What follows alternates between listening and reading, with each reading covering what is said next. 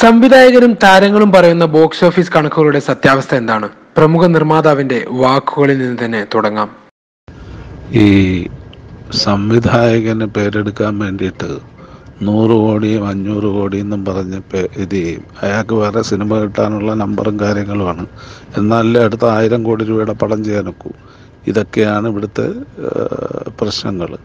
നേരത്തെ നമ്മൾ തന്നെ പുലിമുരുകൻ്റെ കാര്യം എടുത്താൽ 100 കോടി ക്ലബ്ബെന്ന് പറഞ്ഞു. ആളുകളൊക്കെ വിചാരിച്ചത് 100 കോടി രൂപ കളക്ട് ചെയ്തു.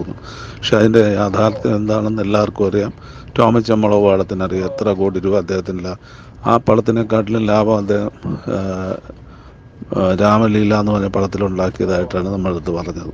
അപ്പം ഇങ്ങനെയുള്ള സാഹചര്യത്തിൽ ഇതുപോലെയുള്ള മണ്ടത്തരങ്ങളും വിഡ്ഢിത്തരങ്ങളും പിടിച്ച് പറയുന്ന ഡയറക്ടർമാർ അവർക്ക് അവരുടെ താല്പര്യം മാത്രം സംരക്ഷിക്കാൻ വേണ്ടിയിട്ടുള്ള പരിപാടിയാണ്.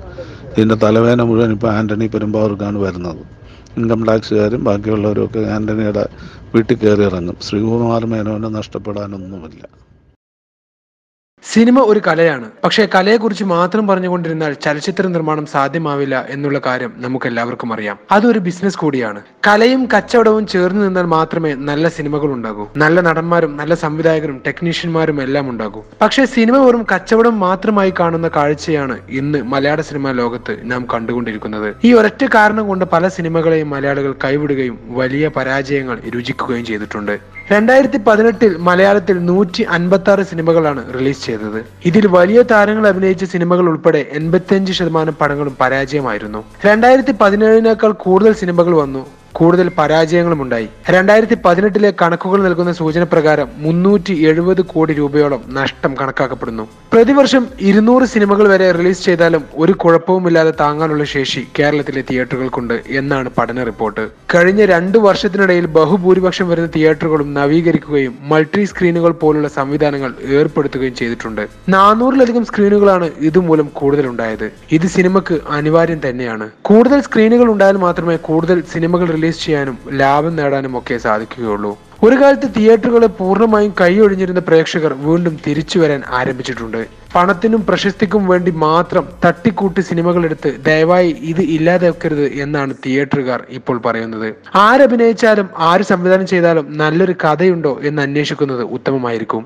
ഏത് താരം അഭിനയിക്കുന്ന സിനിമയായാലും എത്ര കോടി മുടക്കിയാലും ആശയം നല്ലതല്ലെങ്കിൽ, സിനിമ നന്നായില്ലെങ്കിൽ ഒറ്റ ഷോ മതി, എല്ലാം തീരും. 2018 വിജയം നേടാൻ കഴിയാതെ പോയ 131 സിനിമകളിൽ 70% തിയേറ്റർ വാടകക്കെടുത്താണ് പ്രദർശിപ്പിച്ചത്. അതിന്റെ പ്രധാന കാരണം സാറ്റലൈറ്റ് കച്ചവടമാണ്. സിനിമ ഓടിയാലും ഓടിയില്ലെങ്കിലും സാറ്റലൈറ്റ് കച്ചവടം നടക്കണമെങ്കിൽ തിയേറ്ററുകളിൽ കളിച്ചിരിക്കണം. പടം മോശമാണെന്ന് അറിഞ്ഞുകൊണ്ട് തന്നെ തിയേറ്റർ ഉടമകൾ കളിക്കാൻ തയ്യാറാകാതെ വരുമ്പോഴാണ് വാടക കെടുക്കുന്നത്. വാടക കൊടുത്തത് കൊണ്ട് മാത്രം കാര്യമായില്ല, സിനിമ കാണാൻ ആള് വേണം. അതിനും പ്രത്യേക സംവിധാനമുണ്ട്. കമ്മീഷൻ ഏജന്റുമാർ ഹോസ്റ്റലുകളിലും കോളനികളിലും കയറി ഇറങ്ങി ഒരാൾക്ക് 150 രൂപ വെച്ച് കൊടുത്താണ് തിയേറ്ററുകളിൽ ആളെ നിറക്കുന്നത്. 100 രൂപ ടിക്കറ്റ് ചാർജും 50 രൂപ ചായ കാശും. ടൂർ ഓപ്പറേറ്റർമാർ വഴിയും ആളെ കൂട്ടാറുണ്ട്. ഇതിനൊക്കെ പുറമെയാണ് ഓൺലൈൻ വഴിയുള്ള റിസർവേഷൻ. സിനിമ ഹോൾഡ് ഓവർ ആവാതെ ഒരാഴ്ച കടന്നു കിട്ടണമെങ്കിൽ ഇങ്ങനെയുള്ള വേലകൾ കാണിച്ചാലേ പറ്റുമെന്നാണ് അനുഭവസ്ഥരുടെ ഏറ്റുപറച്ചിൽ. സിനിമയുടെ ജാതകം എന്തായാലും പ്രൊഡ്യൂസർക്ക് ഊരിപ്പോകാൻ പറ്റില്ലല്ലോ. അറിഞ്ഞും അറിയാതെയും സിനിമ നിർമ്മിക്കാൻ വന്നിറങ്ങുന്ന ധാരാളം പുതിയ നിർമ്മാതാക്കളെ കാണാം. 2018 റിലീസ് ചെയ്ത 156 സിനിമകൾ നിർമ്മിച്ചിരിക്കുന്നത് പുതിയ നിർമ്മാതാക്കളാണ്. കഴിഞ്ഞ ഏതാനും വർഷങ്ങളായി മലയാള സിനിമയിൽ കണ്ടുകൊണ്ടിരിക്കുന്ന വലിയൊരു പ്രതിഭാസമാണത്. സംവിധായകരുടെ കാര്യത്തിലും അവസ്ഥ ഇതുതന്നെയാണ്. 105 പുതുമുഖ സംവിധായകരാണ് ഈ വർഷം കടന്നു വന്നത്. 2018 ഹിറ്റുകളും സൂപ്പർ ഹിറ്റുകളും അടക്കം 25 സിനിമകൾ വിജയം നേടിയപ്പോൾ 131 സിനിമകൾ പരാജയപ്പെട്ടു. സൂപ്പർ ഹിറ്റുകളെന്ന് അവകാശപ്പെടാൻ കഴിയുന്നത് 10 സിനിമകൾ മാത്രം. ഹിറ്റ് ചാർട്ടിൽ ഇടം പിടിച്ചത് 11 എണ്ണം. തിയേറ്ററുകളിൽ കയറി ജനം കാണുകയും ആസ്വദിക്കുകയും ചെയ്ത സിനിമകളെയാണ് വിജയ ചിത്രങ്ങൾ എന്ന് പറയാൻ പറ്റൂ. സാറ്റലൈറ്റ്, ഓവർസീസ്, ഓഡിയോ വീഡിയോ അങ്ങനെയുള്ള കച്ചവടങ്ങളും കണക്കിലെ കളികളും ഇതുമായി ചേർത്ത് വെക്കാൻ പറ്റില്ല.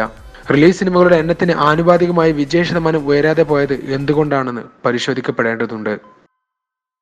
You're watching me on metromatney.com. metromatney.com. Subscribe for more videos. Subscribe for more videos. Subscribe here for more videos. Subscribe now. Thank you.